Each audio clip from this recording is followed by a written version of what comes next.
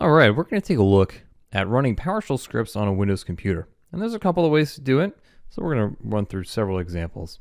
The easiest way is to launch PowerShell and then reference the full path of your script. And with that full path there in the prompt, we can go ahead and hit enter.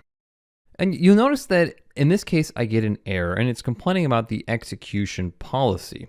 So the execution policy on Windows, we can look at by doing a git execution policy.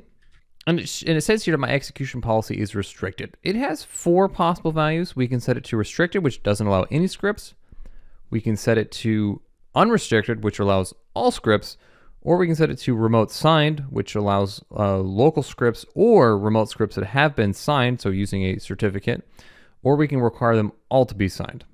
And to change the value of the execution policy, we have to run PowerShell as administrator, and we use the set execution policy commandlet. In this case, I'm going to set it to remote signed since the scripts that I have were authored locally. Hit Y for yes.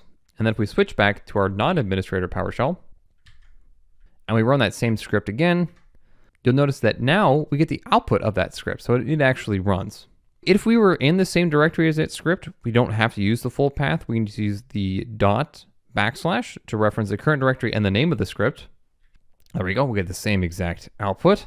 And if you wanted to call a PowerShell script from the command prompt, we can do that as well. So I'm going to switch to the command prompt here. And what we do is we can call the PowerShell executable by just typing in PowerShell.exe. And this will work as long as the PowerShell path is in your path directory. And then right after PowerShell.exe, we will type in the path of our script.